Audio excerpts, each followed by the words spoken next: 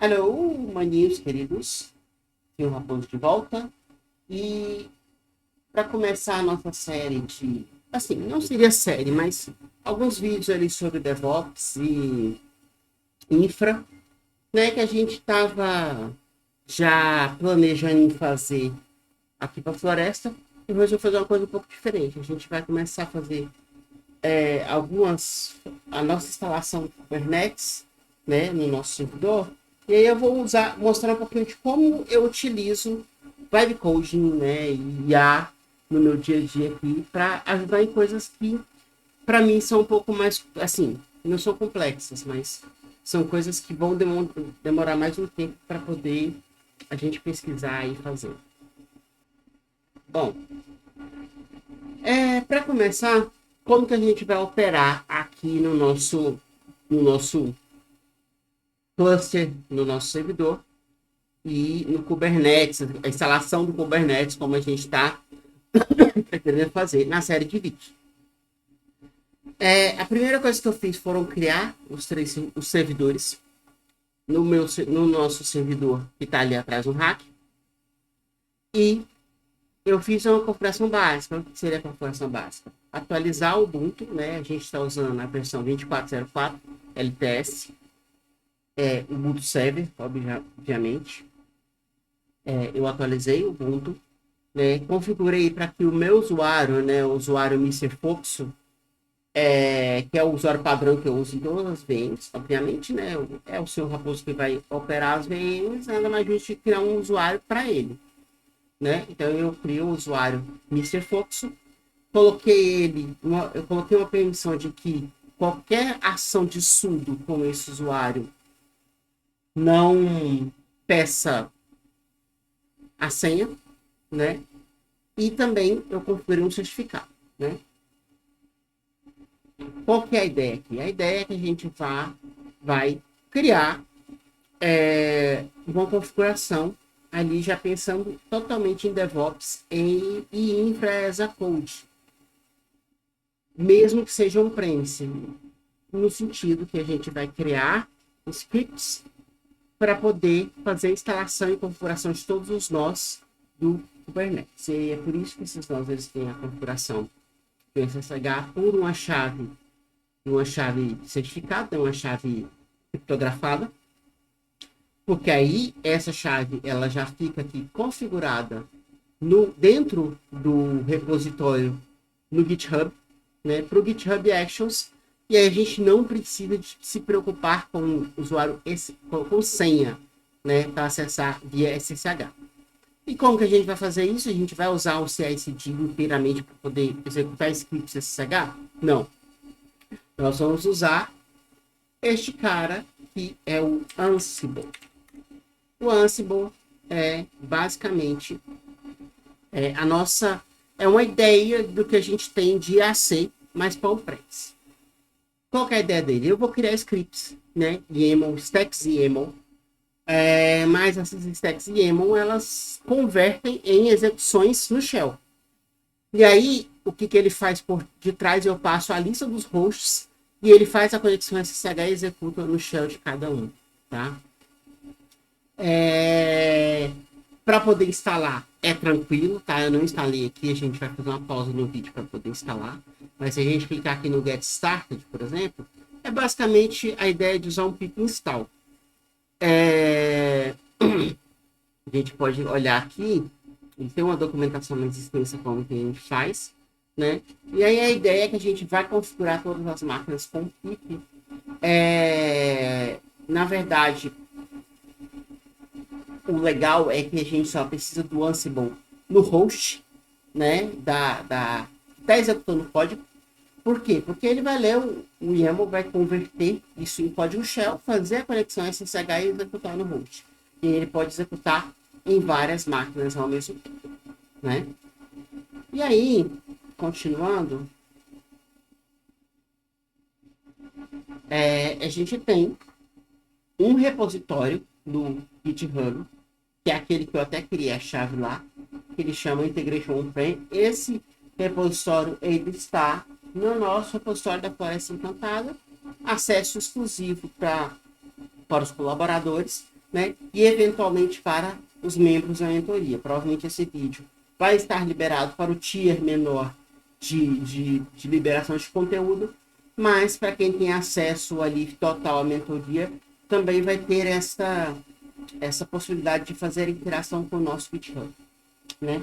E é um repositório que também é um pouco complexo. Por quê? Porque ele é o repositório que vai fazer toda a nossa integração no servidor do on-premise, né? Então, toda a carga de Kubernetes vai ser feita por ele, né? A gente vai usar esse repositório também para subir os pods, né?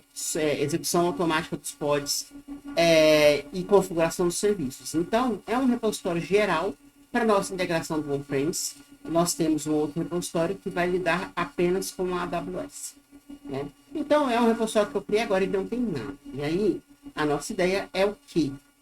Eu vou mostrar para vocês um pouquinho de como eu uso IA para me ajudar no desenvolvimento, né?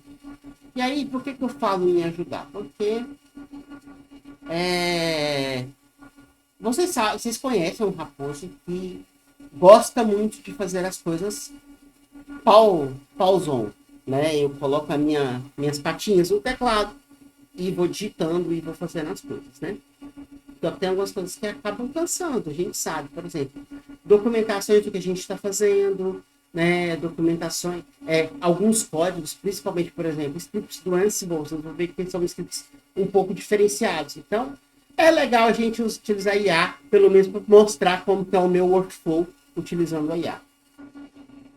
Bom, então vamos falar primeiro, vamos iniciar aqui. Eu vou falar um pouquinho de como é a instalação do Kubernetes, tá? Eu tenho alguns scripts, inclusive eu já tenho scripts Ansible que me ajudam nessa instalação automática do Kubernetes dentro do Ubuntu Server, mas eu queria fazer isso do zero com vocês, até para falar um pouquinho de Ansible, falar um pouquinho de como funciona essa questão de DevOps e IAC para on-premises, tá? E aí a instalação do Kubernetes não é tão complexa quando a gente pensa, assim, a administração dele é muito mais complexa, né? Eu tenho esse guia, eu abri uma página atual aqui, né? Eu acho que até essa do plural, não, eu acho que essa aqui, sim. Tem uma instalação um pouquinho mais detalhada, né? No sentido de que antes da gente instalar, a gente tem que fazer algumas configurações, por exemplo, instalar a versão do Docker decente, né? Que não seja tão ali, porque a gente tem alguns repositórios comunitários do Docker, né? A gente acaba preferindo instalar o oficial, eu acho que aqui é o menor dos problemas, né? Mas a gente tem um problema do repositório do Kubernetes, que a gente realmente pega o repositório oficial deles, sem ser o do Ubuntu. E a gente também tem um passo que, depois de instalar o Kubernetes, que é um passo crítico, que é configurar o swap, porque as máquinas não podem ter swap configurado. A gente tem que fazer uma configuração de interface de rede, no sentido que a gente tem que habilitar, por exemplo, filtro de pacotes, para que a gente permita que, por exemplo, o nosso control plane ele consiga fazer o roteamento dos pacotes da internet para os pods e dos pods para a nossa rede interna, né? E ainda tem umas outras configurações, por exemplo, a gente vai habilitar algumas configurações para a gente utilizar o containerd como gerenciador de container oficial, né? O containerd, para quem não sabe, ele faz parte do Docker, mas ele é o nosso daemon de container oficial que a gente usa, né? E aí a gente faz algumas configurações, inclusive de grupos, né? De file system, etc., né? E aí, a partir disso, a gente consegue iniciar, né? Criar o control plane e fazer com que os outros nodes se juntem ao control plane, né? E aí eu tenho esse guia, eu tenho meus outros guias também aqui em paralelo. E a ideia desses guias é que a gente vai guiar a IA para que ela responda para a gente da forma correta. Por que isso, rapaz? Porque a IA, a gente sabe que, eu falo isso sempre, a IA não vai resolver todos os nossos problemas. Então, é super importante que nós não deixamos ela fazer sozinha. Eu falo isso sempre, eu roso para todos aqueles que criam agentes para fazer uma equipe completa e não tem nenhum humano olhando, né? Mesmo que a pessoa esteja orquestrando, não tem ninguém verificando o que a IA está fazendo. Eu acho isso horrível, eu sou contra, né? E para mim, a IA tem que ser auxílio do humano ou do animal da floresta encantada, que tem conhecimento para poder guiar a IA para que ela faça em produção da forma correta, né? Então, o senhor Raposo é o guia da nossa IA, que chama Juni, no nosso PyCharm, né, na suíte do JetBrains, e vamos utilizar ela para que nós populemos esse nosso repositório, criemos as ações do GitHub Actions e no final a gente execute e crie nosso cluster Kubernetes. Ok. Estamos aqui com a nosso AI Chat, tá vendo? Do PyCharm. Né? E por padrão ele já vem até o arquivo que está aberto, ele já aparece aqui como anexo para a gente usar na IA. Né? E a gente tem algumas opções aqui, a gente pode utilizar um novo chat, a gente pode iniciar, pedir para ele criar um projeto inteiro, então tem várias opções, eu posso utilizar um modelo, tá vendo? Né? Inclusive, vamos ver se eu consigo usar o Cloud.6 Ops, né? Todo mundo está falando dele. Vamos ver se a minha inscrição deixa eu utilizar, né? Porque eu também não sei como que funciona, né? Ok. Vamos começar então pedindo para que ele crie para a gente e documente no README o passo a passo de instalação dos nossos Kubernetes. Eu acho que a primeira coisa, vamos documentar como é o nosso servidor de Kubernetes, né? Que é o servidor Solid. Né? Eu não cheguei a mostrar um diagrama de rede, né? Eu posso até mostrar ele aqui depois, né? Eu vou mostrar ele aqui em cima, eu vou mostrar ele aqui, né? E basicamente a gente vai ter dois servidores on-premises, né? E o primeiro servidor, que é o mais forte, é o Solids, né? É o nosso servidor aqui. No momento temos uma Tesla V100, uma Tesla P4, 196 GB de RAM, né? A gente pode até olhar aqui.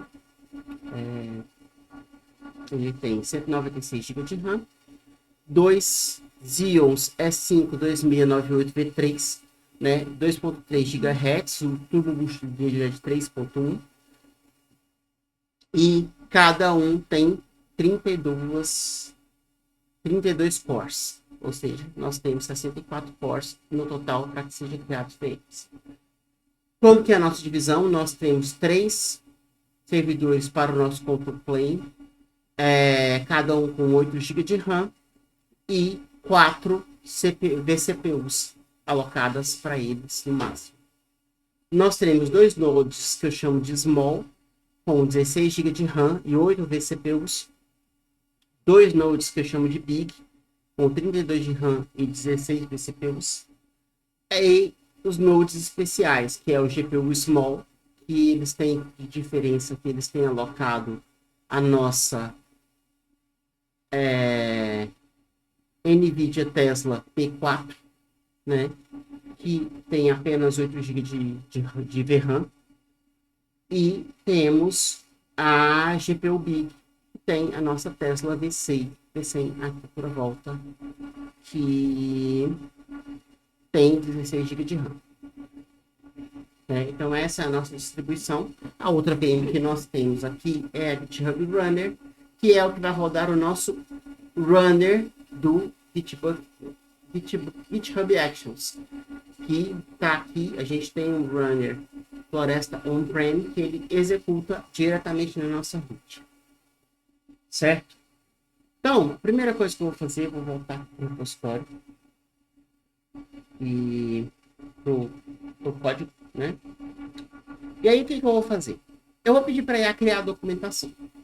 né? Como que é meu processo? Né? Geralmente eu tenho rascunhos que me permitem que eu traga as minhas ideias caóticas de uma forma organizada. Né? Geralmente, às vezes eu uso Notion, às vezes eu uso papel, mesmo pelo caderno, que eu escrevo, né, com essas ideias. E aí eu tenho o passo a passo do que eu quero fazer e de quais os recursos que eu quero disponibilizar, ou enfim, stacks, etc. E até, às vezes, eu até esboço as funcionalidades. Então, como vocês sabem, eu sou bem contra vibe coding, usado da forma errada, né? E aí eu sou um pouco contra o spec-driven development, no sentido de que o desenvolvedor não é só desenvolver, né? Eu posso muito bem, eu acho válido usar spec-driven development, mas que o desenvolvedor pelo menos avalie o código, né? E aí, para eu ter um acompanhamento preciso do que está sendo feito, inclusive da documentação, eu peço para a IA gerar a documentação e vou editando junto.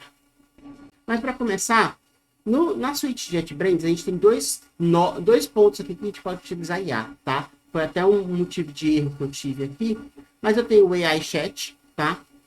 É o chat, e aí eu posso conectar aqui, posso clicar aqui em chat e eu posso escolher diversos modelos, tá vendo?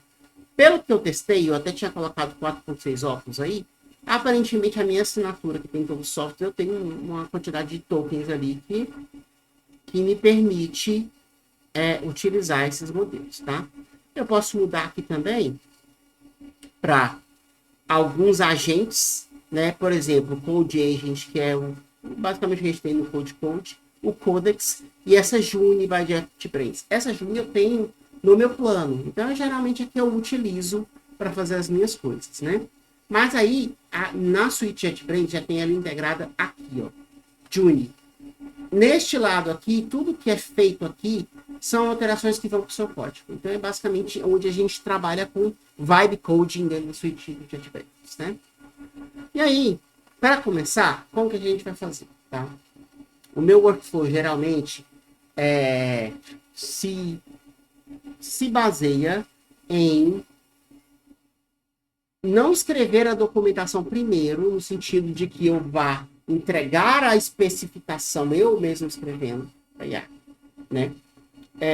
Por quê? Porque eu gosto muito de escrever documentação, escrever o que eu acho, mas eu tenho um pensamento um pouco caótico, né? E também eu não acho que devemos só escrever documentação e a IA trabalhar. Eu acho que a IA tem que trabalhar junto com a gente, inclusive na documentação e na especificação. Vamos lá. E aí, o que eu normalmente faço? Eu tenho o meu momento de brainstorming ali, que é o que eu vou pensar no meu projeto, e eu escrevo, assim, eu sou um raposo que acaba não escrevendo uma documentação certinha em alguns casos. Geralmente eu pego e faço em tópicos, aí ou eu faço no Notion, ou eu faço no meu caderno aqui, escrevendo com a patinha mesmo, né? E isso acabo criando ali tópicos e até esboço de como eu quero que algumas coisas funcionem, né? Mas aqui a ideia é que eu vou utilizar essa minha ideia caótica que eu faço em passos, que eu vou dizendo aí o que ela tem que fazer e aí eu vou ajustando. Então, para mim, é um copiloto 100%. Eu vou falar, ela vai criar e eu vou olhar os arquivos e vou alterar da minha maneira. O que eu vou começar? Eu vou começar para que ela comece a escrever o meu README do meu repositório. E o README ele vai ter descrição do repositório e o que vamos ter no nosso projeto. Então, eu vou começar. Vamos lá, olha. Eu geralmente começo dizendo qual é o sentido do repositório, tá? Eu não dou a ordem. O pessoal tem essa questão de agentes para código, o pessoal cria um markdown só com os guardrails, etc. Né? Assim, eu preferi no modo caótico porque eu sei que cada arquivo, cada alteração eu vou dar uma olhada. Alguns não precisam de dar uma olhada assim 100%, mas eu vou ali junto com a IA, olhando os arquivos que ela está alterando e alterar junto. Então, o que eu vou pedir primeiro? Eu vou falar qual é a ideia do repositório. e vou dizer o que eu quero que ela faça. Então, vamos lá. Esse repositório visa criar e manter a estrutura de integração da floresta encantada com o mundo humano. Para isso, temos em nosso site on-premises no mundo humano um servidor, não, temos alguns recursos computacionais, como servidores de máquinas virtuais e rede estruturada. A ideia do repositório é criar a infraestrutura nos servidores on-premises para permitir a integração da floresta com o mundo humano e também com a nuvem posteriormente. Pronto. Assim, vamos usar o repositório para gerenciar scripts Ansible em uma pipeline CI/CD via GitHub Actions. Assim, preciso que você inicialmente crie um README do projeto e pense e documente a estrutura inicial que vamos precisar. Vamos ver o que ele vai fazer. Dê Enter, e aí ele vai pensar um pouquinho, e aí ele vai começar a trabalhar com todos os arquivos de repositório. Isso é básico, né? E aí ele vai executar mkdir, ele vai fazer tudo que precisa. Nesse caso, pode ver que a IA já está fazendo o que eu não pedi. Eu pedi para ela documentar primeiro, né? Ele já está pensando em criar os diretórios aqui, tá? E aí ele fala, o projeto sai em seu estado inicial, contendo apenas um arquivo README quase vazio. A gente vai criar a documentação inicial e definir isso do projeto para automação com Ansible e GitHub Actions, fizer a integração da floresta encantada com o mundo humano. Vou atualizar o README e criar a estrutura de pastas necessárias. Eu não pedi para que ele crie a estrutura necessária, mas ele já vai criar, né? Obviamente, ele sempre pergunta, você quer que roda esse comando? Eu posso dar um skip, e aí eu posso, talvez, pedir para que ele... Vamos fazer o passo que eu estou pensando aqui, ó, vou dar o skip, tá? Ó, criação do usuário foi rejeitada pelo usuário, portanto, a ação não foi executada. Então, ele vai criar o README para mim, né?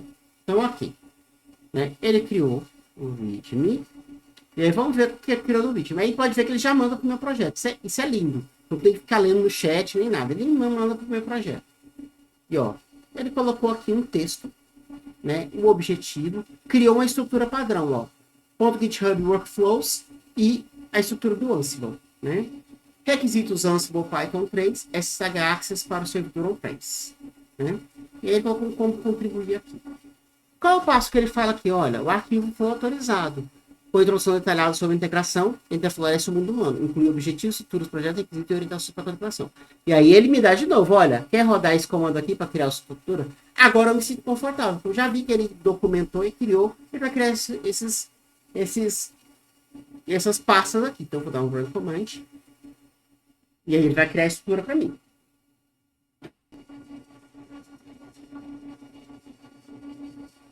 Ok. né? Ele fez a alteração aqui.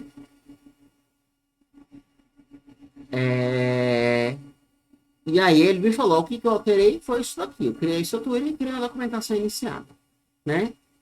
Ele está falando que pode ser adicionado ao Git, eu vou pedir um test again, né? Porque depois já é um repositório aqui, mas eu prefiro ter o controle, né?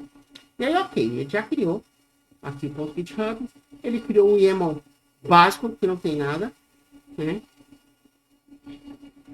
E criou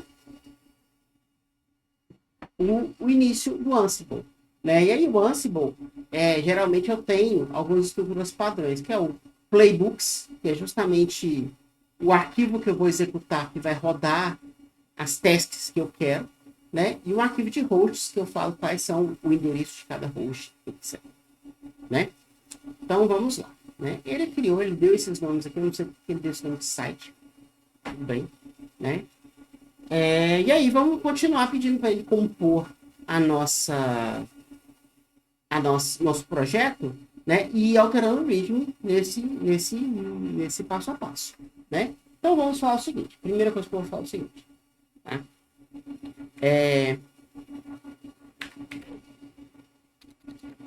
Além de toda a conexão, vou colocar mágica, né? Mística com a floresta encantada, que já existe no site on-premises, na toca do Senhor Raposo.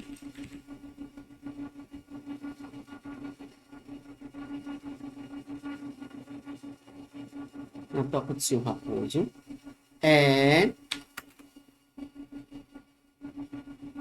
Vamos utilizar o servidor de máquina virtual. Os servidores, né? Os servidores de máquina virtual para criar uma estrutura de Kubernetes. Assim, nossos servidores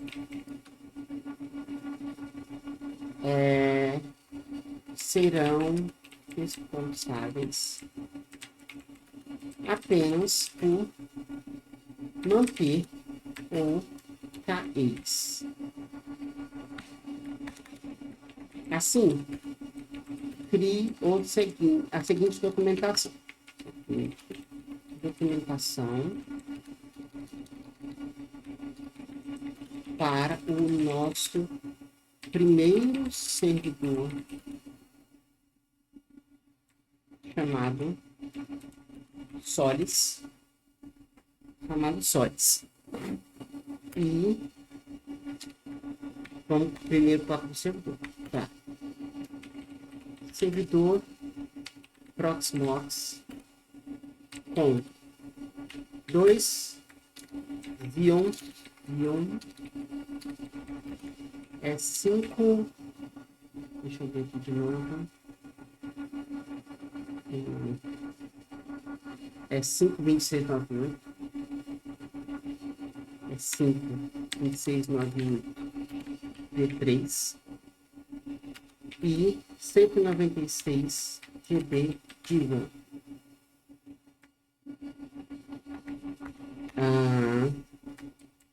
Nosso cluster inicial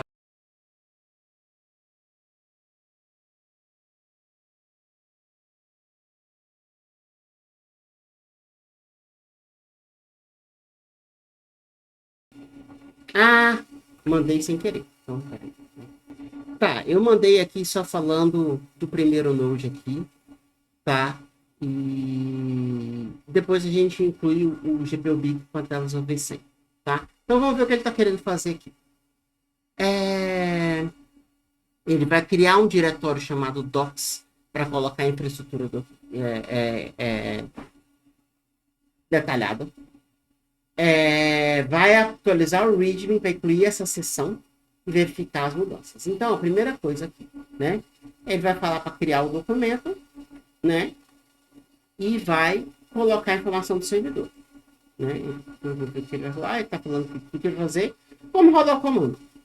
Vai criar o diretório.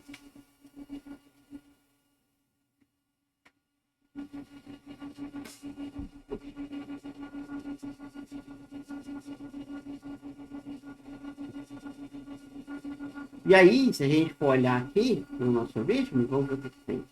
Se ele mudou alguma coisa. Ele não mudou nada ainda. Quer dizer que ele mudou? Vamos ver aqui. Ele tem um documento de infraestrutura. Vamos ver como está o documento de infraestrutura. Ele vai falar do servidor Solis, tá vendo? Aí previous Proxmox VE, né, 196 de RAM, e ele colocou as nossas máquinas. Certo? Vamos lá. Então, agora eu faço assim. Adicione nos documents nó GPU e 32 GB de RAM, 16 de CPU, Tesla V100, né? Então vamos ver o que ele vai fazer. Alteração simples.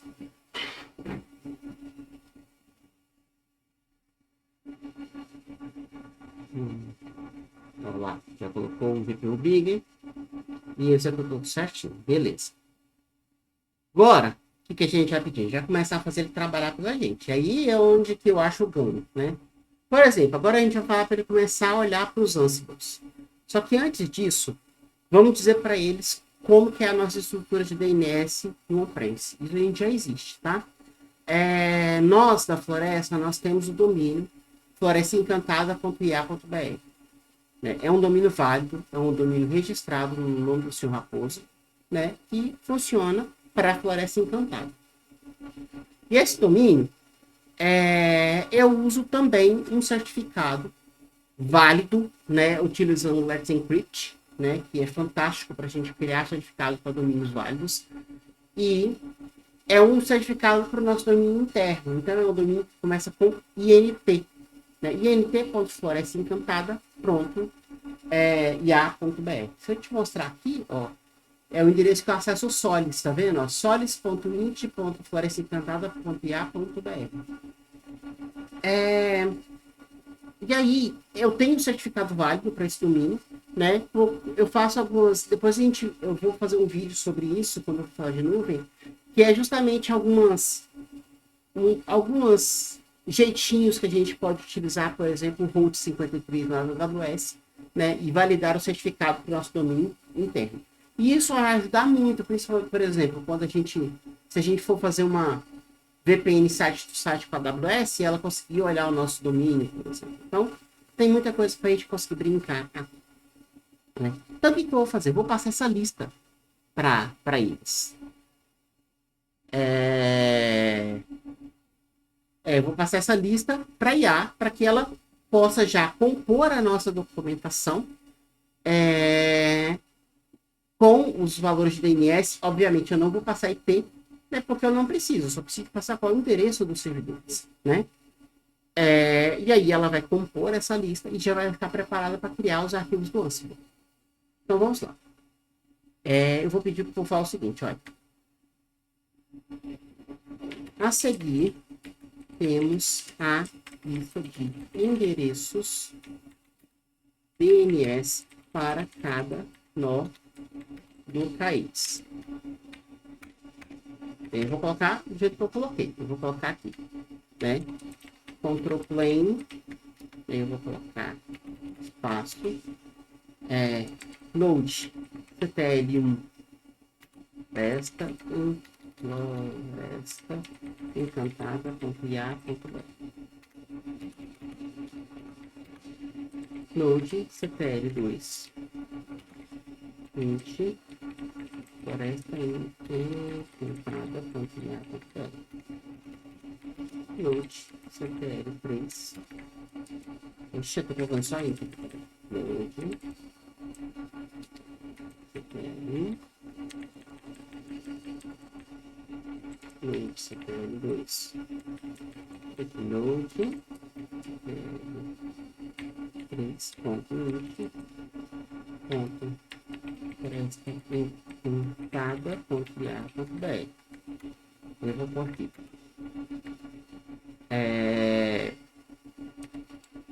Load small.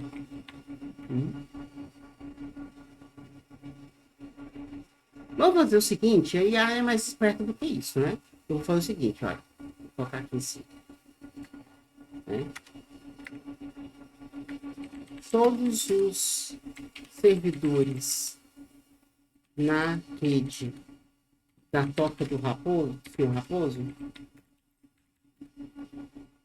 estão configurados com o domínio int floresta encantada.ia.br e possui certificado válido caso seja necessário. Isso é importante para deixar essa informação válida se a IA decidir que eu preciso de incluir esse certificado em algum serviço no meio do caminho.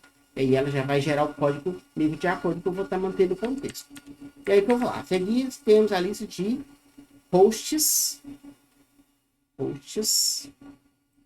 hostnames para cada nó do país. E aí eu vou colocar assim, tag 1, 2, aí eu vou atualize as documentações com os hostnames e endereço e FQDNS,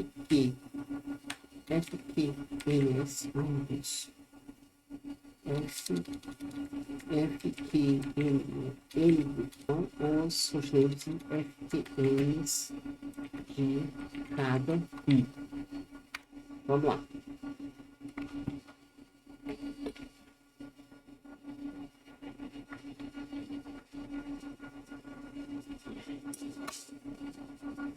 Olha o que ele já propôs. Ele já propôs alterar já o inventário de hosts para mim. Isso já é interessante. Ele já fazer isso. Olha lá. O que ele fez? Ele colocou o host, o FQDN de cada um. É FQDN mesmo. Ele colocou FQNs, é FQDN. Viu que ele corrigiu? Coloquei aqui, né? E aí... Só que olha só, o que ele fez? Cadê? Ah, tá aqui do lado. Ó. Só. Que perfeito. Beleza. Então, ok, é o que a gente precisava. Vamos ver aqui o hosts. Olha o que ele já fez. Worker small, worker big, worker GPU, cluster children. Tá vendo? Então, ele já criou o arquivo de hosts no Ansible. Eu posso controlar cada ação com grupos. Sabe? E aí isso facilita muito a nossa vida, porque eu posso rodar, por exemplo, eu quero rodar esses comandos aqui no meu control plane, eu quero rodar esses comandos aqui em cada node, né? E ele já faz isso para mim, né? Então, vamos lá. Isso aqui, por enquanto tá ok para mim, tá? A documentação eu não tô lendo nem revisando o texto, isso eu vou fazer depois, vou fazer até offline, aqui fora do vídeo, tá? Colocar do meu jeitinho carinhoso do Raposo.